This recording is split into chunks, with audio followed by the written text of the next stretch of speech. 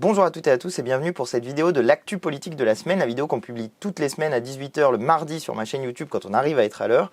Et je dois d'abord vous remercier parce que la semaine dernière vous avez été plus de 30 000 à regarder cette vidéo, donc nous ça nous fait chaud au cœur, ça nous donne envie de continuer à le faire. Vous voyez qu'il y a une grosse progression des vues sur cette vidéo hebdomadaire, donc nous ça nous fait très plaisir. Et pour les petits nouveaux, je vous invite à vous abonner à la chaîne en n'oubliant pas de cliquer sur la petite cloche pour recevoir les notifications, comme ça vous êtes informés chaque fois qu'on publie cette vidéo actu la semaine dans laquelle j'essaye de faire un peu le point sur la situation politique. Alors on commence bien sûr par le grand thème de la semaine qui est le conflit israélo-palestinien qui continue, qui a déjà fait autour de 10 000 morts du côté palestinien, 1400 du côté israélien, et dans lequel vous voyez désormais que les condamnations contre les bombardements d'Israël deviennent unanimes. Il y avait hier, au moment où je tourne cette vidéo, 18 organisations de l'ONU qui s'étaient mis ensemble pour faire un communiqué pour condamner ces bombardements. Et ce que je veux vous dire sur ce sujet-là, c'est que je trouve que désormais, ça nous montre comment il y a deux mondes qui sont parallèles d'une certaine manière, qui coexistent, mais qui se parlent presque pas. Je ne parle pas de ce qui se passe en Israël et en Palestine, mais je parle bien de ce qui se passe en France sur le système médiatique et politique. Parce que vous avez d'un côté une espèce de bulle, de sphère médiatique et politique qui parle de ce sujet avec une manière de faire qui est très orientée, qui est très pro-Netanyahou, pro-israélienne et qui n'entre pas dans une critique de ce qui est en train de faire Netanyahou, alors que pour la terre entière, pour le monde entier, eh bien, ce qui est en train de se passer, c'est un nettoyage ethnique dans la bande de Gaza. Et vous avez de plus en plus de gens qui utilisent ces mots-là. Et si on rapporte ce qui se passe dans la bande de Gaza à la population française, à l'heure où je vous parle, on est donc autour de 10 000 morts dans la bande de Gaza. Si on le ramène à la population française, c'est comme s'il y avait 250 000 personnes qui s'étaient fait tuer en France. Vous vous rendez compte du chiffre considérable de gens que ça représente, avec à l'intérieur pour moitié des enfants. Donc c'est comme si on avait autour de 100 000 enfants qui s'étaient fait tuer en France par des bombardements, si on rapporte en termes de population, puisque vous avez 2,4 millions d'habitants dans la bande de Gaza et 67 millions en France.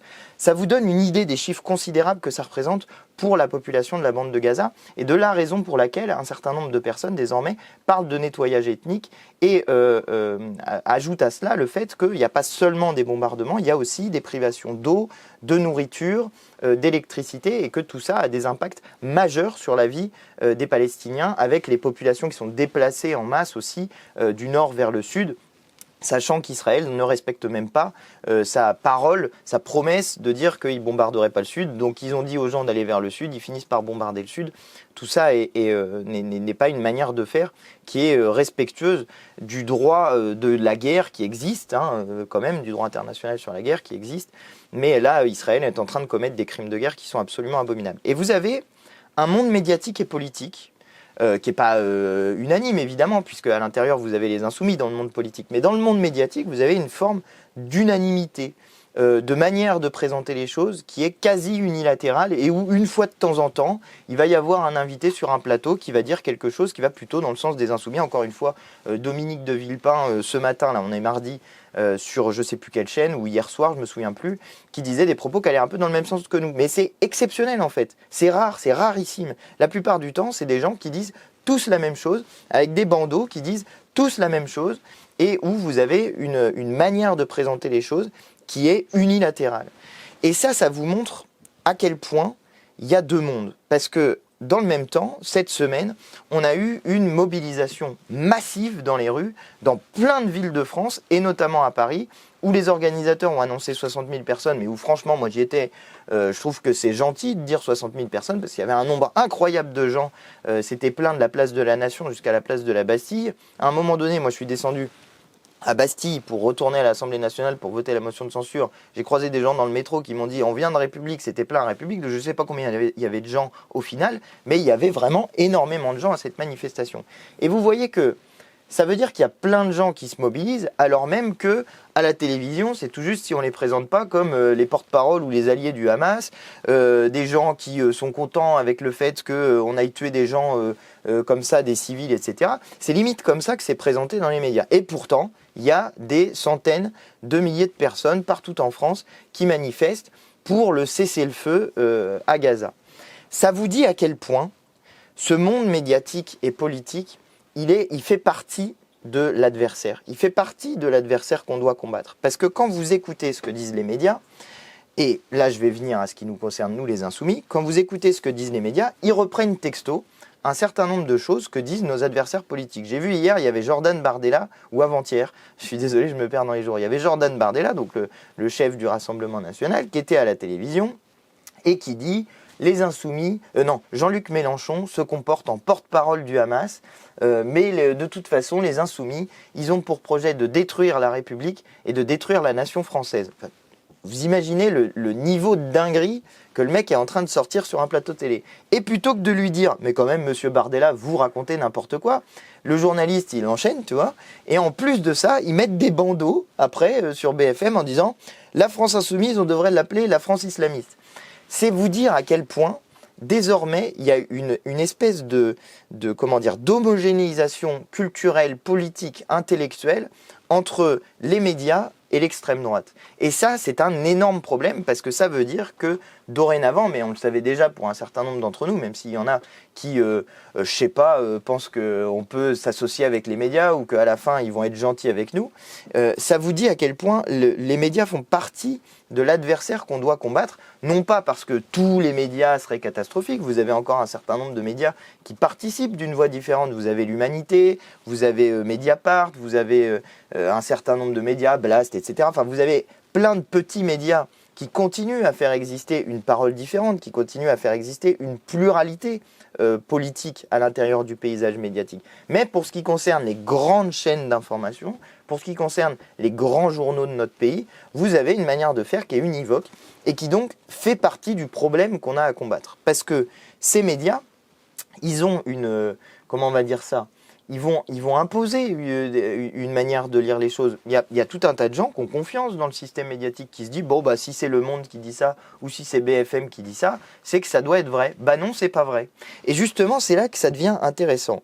C'est qu'ils sont tellement violents et virulents avec les insoumis. Je vous dis, enfin, franchement, nous présenter comme des porte-parole du Hamas. Et alors, moi particulièrement, quand vous me dites que je veux détruire la République et la nation française, comment dire, vous irez voir une de mes dernières vidéos sur c'est quoi être français et sur le drapeau tricolore et on en reparle à la fin, d'accord? Parce que justement, je fais le lien entre la République et la nation française en disant que l'un et l'autre sont indissociables et que pour moi, pour un certain nombre de personnes, notre nation au sens moderne, notre peuple au sens moderne, il commence en 1789 avec la Révolution française qui invente le drapeau, la Marseillaise et la devise liberté, égalité, fraternité. Donc vous voyez, venir nous faire ce genre de reproche à nous, c'est quand même totalement lunaire.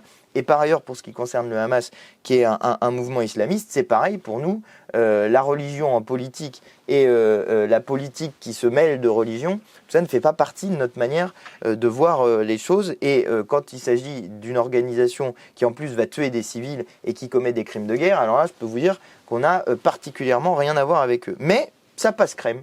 Tu peux dire ce que tu veux à la télévision, à la fin, la télévision vient reprendre ce que tu racontes. Donc tu peux raconter que Mélenchon est porte-parole du Hamas et qu'il veut détruire la République et la nation, ça passe crème, pas de problème. Et donc, quand je vous dis que le système médiatique fait partie du problème, c'est qu'il faut être capable à la fois de l'utiliser, parce qu'en partie on en a besoin, et donc il faut être capable d'aller sur ces émissions, apporter la contradiction, parce que ça fait toujours ce moment, ce rare moment où vous aurez quelqu'un sur un plateau télé qui vient parler aux personnes qui écoutent ça, et qui pourront entendre une voix différente, n'est-ce pas? Mais en même temps, quand je dis qu'il faut les combattre, ça veut dire que ils imposent une manière de penser. Il y a tout un tas de gens qui se disent « Ok, donc c'est la vérité si jamais c'est BFM qui m'a dit ça. » Et cette manière d'imposer un mode de pensée, ça fait partie du problème. Mais vous voyez aussi que grâce aux réseaux sociaux, justement, et une vidéo comme celle-ci participe de ça, mais pas seulement, l'ensemble des réseaux sociaux qu'on a pu développer avec l'ensemble des insoumis, Mélenchon, Louis Boyard, David Guiraud, Mathilde Panot, Manuel Bompard, Clémence Guettet, vous en avez un certain nombre, qui ont des réseaux sociaux qui ont une audience assez élevée dans notre mouvement. Et bien, ces réseaux sociaux, ils permettent de porter un contre-discours. Et ce contre-discours, il a une force de frappe qui est quasi similaire avec celle des médias dorénavant. Parce que vous avez des vidéos qui font des millions de vues et ça vous fait l'équivalent d'un journal télévisé. C'est pas rien, parce qu'avant qu'on soit dans cette situation-là, on n'avait pas ce type d'outils pour pouvoir contredire, pour pouvoir apporter une autre version des faits que celle qui est présentée par le système médiatique. Mais quand je vous dis qu'il y a une forme d'efficacité en ce moment dans la bataille qu'on est en train de mener, c'est qu'il y a plein de gens qui regardent les médias. Ils se disent, d'habitude, BFM ou Le Monde ou je sais pas quoi, j'ai pas rien spécialement contre BFM ou Le Monde, hein, ça vaut pour CNews, pire sans doute pour CNews que pour d'autres, mais d'une manière générale, ce système médiatique qui est détenu par des milliardaires ou par le service public qui est rattaché par un certain nombre de liens et de manières de choisir les représentants à l'intérieur de systèmes médiatiques publics qui est lié au pouvoir politique. Et donc au pouvoir politique majoritaire, même si les macronistes sont minoritaires dans l'Assemblée nationale. Mais quand vous avez une espèce d'uniformité dans le paysage médiatique, que justement il n'y a pas de pluralisme, et que vous avez des gens qui disent autre chose que ce que raconte le système médiatique, tous les gens qui sont plutôt d'accord avec ceux qui racontent autre chose que le système médiatique, d'un seul coup se détachent du système médiatique, se disent mais en fait, ces gens ils racontent n'importe quoi, mais vraiment littéralement je ne suis pas d'accord avec ce qu'on est en train de me raconter sur cette chaîne de télé ou dans ce journal. Et qu'est-ce qui se produit du coup ? On augmente le discrédit de ces médias, mais c'est pas nous, c'est eux qui augmentent le discrédit sur eux-mêmes en racontant n'importe quoi et en relayant des propos qui sont n'importe quoi. Et du coup quand une personne a écouté une vidéo de Jean-Luc Mélenchon, de moi, de David, de Louis, de n'importe qui, ou de Mathilde sur les réseaux sociaux, puis ensuite regarde BFM, ou une autre chaîne de télé, encore une fois, j'ai rien spécialement contre BFM. Il se dit, mais en fait, c'est pas du tout ce que m'a raconté le type quand j'ai regardé la vidéo. Donc, désormais, je préfère m'informer en regardant les réseaux sociaux et en allant directement chercher l'information à la source, là où les gens ils portent leurs propres paroles et où c'est pas mouliné par des mecs qui sont pas d'accord avec eux et qui vont pervertir en fait la parole de ces gens-là, plutôt que d'aller regarder justement les gens qui pervertissent la parole. Parce que ça, c'est empêcher de penser en fait, de raconter n'importe quoi sur des propos politiques qui sont portés par les uns, c'est empêcher de penser, c'est faire en sorte que les gens se disent « mais en fait les insoumis c'est des fous, faut pas les écouter et je n'écouterai plus jamais les insoumis ». Sauf que ça marche pas, ça ne marche pas. Donc petit message aux médias, ça ne sert à rien. Essayez de porter ce qu'on raconte de manière un peu honnête, de manière un peu sérieuse, parce que sinon, vous allez augmenter votre propre discrédit, et je vous assure que c'est déjà bien entamé. Donc, si vous voulez que ça continue, continuez à faire comme vous faites, mais si vous voulez que ça s'arrête et que les gens continuent à faire confiance aux médias, ce qui est important, parce que nous, on est quand même des gens qui défendent le fait que l'information, c'est un des piliers de la République, justement parce qu'on a besoin, pour que les citoyens puissent faire des choix éclairés, justement, qu'ils aient des médias qui leur permettent de s'éclairer sur la situation politique d'un pays. Et quand les médias ne le font pas, quand ils font du bourrage de crâne plutôt que de faire ça, ils sont à côté de la plaque et ils sont responsables du discrédit qui leur tombe dessus et qui est bien mérité, honnêtement, il faut le dire tel que c'est. C'est mérité. Donc si les gens ils n'ont plus confiance en vous, c'est mérité parce que si vous racontez n'importe quoi, au bout d'un moment, les gens se détachent de ce système médiatique. Et pour ce qui nous concerne, on continue quand même à aller dans les émissions pour porter une contradiction, parce que sinon, il n'y en a pas. Et sinon, la plupart du temps, on se fait casser du sucre sur le dos sans qu'il n'y ait personne pour répondre sur les accusations qui sont portées contre nous. Et puis par ailleurs, on fait notre travail, nous, d'information sur les réseaux sociaux pour porter ce qu'on a envie de dire et pas les propos qu'on nous mettrait dans la bouche alors que ce n'est pas ce qu'on pense. Voilà ce que je voulais vous dire sur cette partie-là, et je trouve que là, ce qui est en train de se passer, c'est extrêmement révélateur de cette situation totalement coupée en deux entre un monde médiatique et une réalité dans la vraie vie. Le deuxième sujet que je veux aborder avec vous, c'est le débat sur l'immigration, parce que vous avez vu que là, ils sont en train de ramener le texte sur l'immigration, il devrait arriver à la fin de l'année. Et alors chacun y va de son truc du côté de la droite, comme d'ailleurs de la gauche, ce qui est plus surprenant, mais bon, je vais vous en parler aussi. Donc, dans la partie droite, c'est la faute aux immigrés. Tous les malheurs du monde sont la faute aux immigrés. L'insécurité, c'est la faute aux immigrés. Le terrorisme, c'est la faute aux immigrés. Les coûts financiers pour la sécurité sociale, c'est la faute aux immigrés. Le problème de l'emploi, c'est la faute aux immigrés. Et les salaires qui n'augmentent pas, c'est la faute aux immigrés. Et d'ailleurs, le trou de la sécu, les caisses de retraite, les problèmes de logement, les problèmes d'école, le service public qui ne fonctionne pas, la police, les pompiers, enfin bref, tout est de la faute des immigrés. Bientôt, ça sera les incendies, la pluie et je sais pas quoi, la neige, si jamais il commence à faire froid. De toute façon, à la fin, tout est de la faute aux immigrés. Et vous voyez comment l'extrême droite est toujours dans sa version très traditionnelle en fait de manière de faire de la politique. Mais le problème, c'est que c'est plus seulement l'extrême droite désormais, c'est aussi une partie de la droite, et même une partie de la Macronie, qui est quand même la droite qui essaye de courir vers l'extrême droite, qui est dans cet état d'esprit. Donc on raconte n'importe quoi en inventant des chiffres la plupart du temps sur l'immigration pour faire peur, pour que vous vous disiez « Oh mon Dieu, il y a un immigré qui va arriver chez moi, ça va être la catastrophe, il va brûler ma maison, ça va être l'insécurité à chaque instant, il va me voler des trucs, etc. » Tout ça est fait pour faire peur, pour éviter qu'on parle des autres sujets, et notamment de la question du partage de la richesse, parce qu'en réalité, pour dire les choses très clairement, on aurait largement de quoi et payer les gens correctement dans notre pays et gérer le problème de la pauvreté et même accueillir des gens, parce que oui, la France est une terre d'accueil. Normalement, c'est ça qui est notre pays aux yeux du monde, le pays des droits de l'homme et du citoyen. Donc normalement, on est une terre d'accueil et on aurait les moyens de le faire. Mais le problème, c'est qu'il y en a qui sont tout en haut et qui ne partagent pas la richesse, qui refusent, qui sont égoïstes et qui refusent de participer à leur juste part d'impôt. Donc vous avez d'un côté ça, l'extrême droite qui est là en mode tout est de la faute aux immigrés, etc. Et Macron, quelque part, lui, il n'est plus responsable de rien, vu que tout est de la faute aux immigrés. Donc la responsabilité politique des gens qui sont aux commandes et qui prennent des décisions qui sont des décisions pourries, qui pourrissent la vie des gens, alors eux, plus aucune responsabilité, c'est pas grave, vas-y, roule bouboule, ça continue. Et à l'inverse, vous avez une partie de la gauche qui est en train d'essayer de racheter la Macronie. Alors ça, c'est vraiment le truc à pas faire, mais bon, il y en a qui sont tombés dans le piège, c'est pas grave, on se chargera de leur rappeler, parce que dans le projet de loi immigration, vous avez le volet social, ou le volet de gauche, ou le volet progressiste. Alors le volet progressiste, c'est quoi? C'est la régularisation des travailleurs sans papier dans les métiers en tension. Alors là, arnaque dans tous les sens, parce que déjà, régularisation dans les métiers en tension, c'est un outil au service du patronat, je vais vous expliquer pourquoi. Et puis ensuite, il faut voir comment ils proposent cette régularisation dans les métiers en tension. Parce que alors là, s'il y a des gens qui s'en prennent à la République, c'est bien eux. Parce que du coup, ils font quoi? Ils font une régularisation dans les métiers en tension, mais départementalisée. Qu'est-ce que ça veut dire? Ça veut dire que dans tel département, vous allez avoir des boulangers qui sont en tension, puis dans tel département à côté, c'est pas le cas. Donc dans tel département, vous régularisez les boulangers sans papier, et dans tel autre, ce sera que ceux qui bossent dans la restauration. Et comme ça, vous avez fait quoi? Vous avez créé une situation différente entre deux départements et vous mettez en cause l'unité et l'indivisibilité de la République française qui fait partie de nos principes depuis qu'on a inventé la République. Bravo les champions, si c'est ça le projet, vous êtes carrément à côté de la plaque de ce qu'il faut faire. Et puis par ailleurs, cette régularisation sur les métiers en tension et seulement sur les métiers en tension, pourquoi c'est une idiotie? Parce que si vous régularisez que sur les métiers en tension, qu'est-ce qui se passe? Eh bien, vous créez une situation dans laquelle le patronat, lui, il a intérêt à ce qu'il y ait une régularisation des travailleurs. Dans les métiers en tension, le patronat, il a intérêt à ce qu'il y ait une régularisation des travailleurs. Pourquoi? Parce que ça permet de faire venir des gens sur l'emploi. Et donc, des métiers en tension, c'est quoi? C'est des métiers où il y a peu d'offres de travail. Et quand il y a peu d'offres de travail, qu'est-ce qui se passe?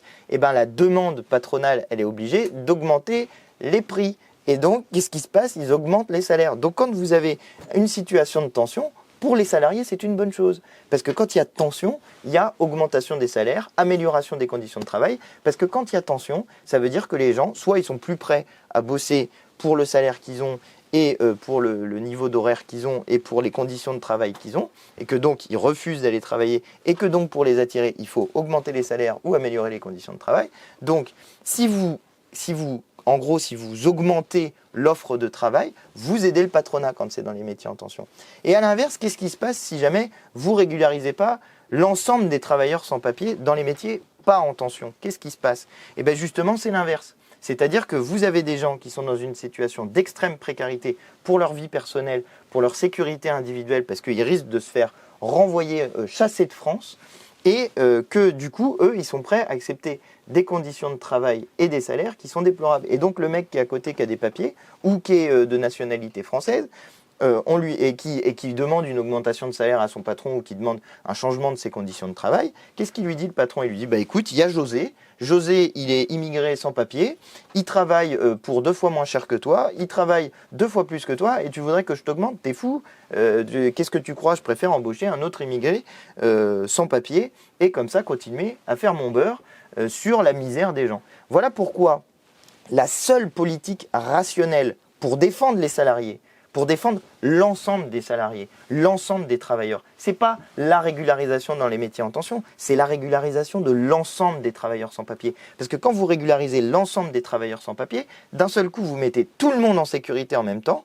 Et donc, ça veut dire que c'est aussi des gens qui peuvent se solidariser bien plus fortement des luttes à l'intérieur des entreprises. Donc, vous créez une solidarité de fait entre les travailleurs pour améliorer leur salaire, pour améliorer leurs droits, indépendamment de leur nationalité. Et c'est bien justement ce qui embête le patronat, ce qui embête les gens comme Marine Le Pen ou comme Emmanuel Macron. Parce que quand vous créez de la solidarité à l'intérieur du monde du travail, qui c'est qui gagne? C'est les salariés, c'est les travailleurs. Et qui c'est qui perd? C'est les patrons qui sont obligés de mettre la main dans la poche et de dire « Voilà le paquet de pognon que je te donne pour que tu continues à travailler pour moi et puis pour que je continue moi à faire de l'argent grâce à ton travail à toi parce que je prends une petite partie de ton salaire à chaque fois en réalité, je prends une petite partie de ce que tu produis, que je garde pour moi et je t'en verse une partie en salaire. Mais j'en garde quand même une partie. Qui c'est qui crée la richesse? C'est les travailleurs, c'est pas le patron. Le patron, il se contente d'embaucher les gens et les gens travaillent, ils créent de la richesse. Le patron, il en prend une partie. Les travailleurs prennent le salaire et le salaire, c'est le patron qui décide la partie qu'il est prêt à verser. Mais si jamais les travailleurs arrêtent de travailler, se mettent en grève, font des mouvements pour augmenter leur salaire, et ben ensuite le patron il peut décider d'augmenter les salaires. Vous voyez comment ça fonctionne. Et donc si vous régularisez l'ensemble des travailleurs sans papier, d'un seul coup, paf, vous sécurisez tout le monde. Vous ne créez pas de distorsion dans le marché du travail tel qu'il est à l'heure actuelle, et donc vous créez de la force pour les travailleurs pour qu'ils obtiennent plus de droits. Et puis par ailleurs, d'un seul coup, eh ben, vous avez plein de gens qui sont obligés de payer leurs cotisations. Et notamment qui? Les patrons, justement. Parce que les patrons, qu'est-ce qu'ils font? Un certain nombre de fois, ils embauchent les gens au black. Et donc, quand ils embauchent les gens au black, ils ne payent pas de cotisation patronale. Et bien là, d'un seul coup, paf, vous avez tout un tas de gens qui vont payer, eux, leurs propres cotisations sociales, les patrons qui vont payer les cotisations patronales. Et qu'est-ce que ça finance? Ça finance le système de retraite, ça finance les droits au chômage, ça finance la sécurité sociale, bref, ça finance les choses qu'on a décidé de socialiser parce qu'on trouve que c'est plus efficace de faire ensemble. Et vous voyez pourquoi la haine qui est créée contre les immigrés et contre les personnes qui sont des travailleurs sans papier, c'est une haine qui ne sert que l'intérêt du patronat et des gens comme Marine Le Pen qui s'appuient sur la division qui peut exister à l'intérieur d'un peuple quand il y a des gens qui ne viennent pas du même endroit parce que ça a toujours fait partie de la vie des peuples que d'avoir peur de l'étranger, d'avoir peur de l'autre. Mais les petits amis, je vais vous dire un truc, notre peuple s'est fait comme ça. Et il y en a un certain nombre d'entre nous qui sont le fruit de ça. Parce qu'on a des grands-parents ou des arrière-grands-parents ou des parents parfois qui sont portugais, espagnols, belges, italiens, polonais, allemands, je ne sais où. Et puis algériens, tunisiens, marocains, de l'Afrique subsaharienne ou bien d'ailleurs encore. Et tout ça, à la fin, ça fait des bons Français. Parce que notre pays, il se construit et il s'est toujours construit sur la base d'une adhésion à des valeurs, liberté, égalité, fraternité et l'adhésion à la République. Le droit du sol plutôt que le droit du sang. Et ça vous explique aussi pourquoi le Rassemblement national, en voulant revenir sur le droit du sol, parce que ça c'est dans leur programme à l'heure actuelle, ils disent la nationalité française s'hérite ou se mérite. Sauf qu'en réalité, si tu lis leur programme, la partie mérite, ça n'existe pas. Il n'y a que s'hérite. Donc c'est le droit du sang. Donc ça veut dire qu'il faut avoir un ascendant qui serait de nationalité française. Il faudrait nous expliquer à quel moment ça a commencé exactement la nationalité française et jusqu'où il faudrait remonter pour trouver le premier ascendant français, parce qu'au début on était des Gaulois et même avant ça on était que dalle, et que entre les Gaulois et les Français on était romains, et puis par ailleurs les Francs c'était des Allemands, et qu'entre temps il y a eu tout un tas d'invasions dans tous les sens qui ont fait que notre peuple est un peuple uniquement fait de mélanges. Et je crois qu'un certain nombre d'entre nous, on est le fruit de ça, de ce mélange qui n'a jamais empêché de faire des Français à partir du moment où on a dit que notre nation était une nation politique et pas une nation ethnique, et que notre nation s'est construite sur le fait que bah ouais, quand tu habites là, quand tu as envie de vivre là, quand tu es d'accord avec République, quand tu es d'accord avec liberté, égalité, fraternité, ça fait des très bons Français et ça ne pose absolument aucun problème. Bref, je trouve que ça va être super intéressant ce débat sur l'immigration. Je vous en ai donné quelques éléments très rapidement parce qu'il me reste 3 minutes et que je me fais engueuler par mon équipe parce que j'ai plus de place sur ma carte SD et que je suis en retard pour la prochaine chose que je dois faire. Donc je vais devoir conclure cette vidéo parce que sinon ils vont m'engueuler.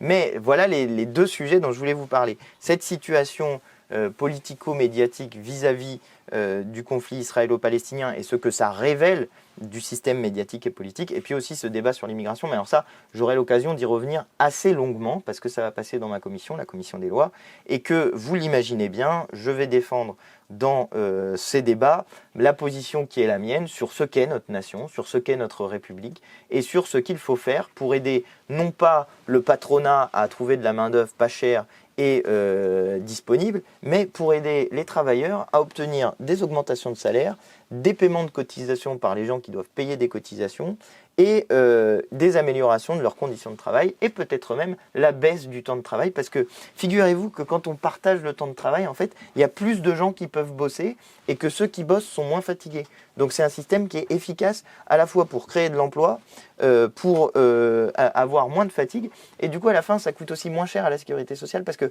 quand les gens ne sont pas fatigués, ils ont moins d'accidents du travail, ils ont moins de maladies professionnelles, et du coup ils vont moins chez le médecin, où ils ont moins besoin d'avoir des sous financés par la sécurité sociale.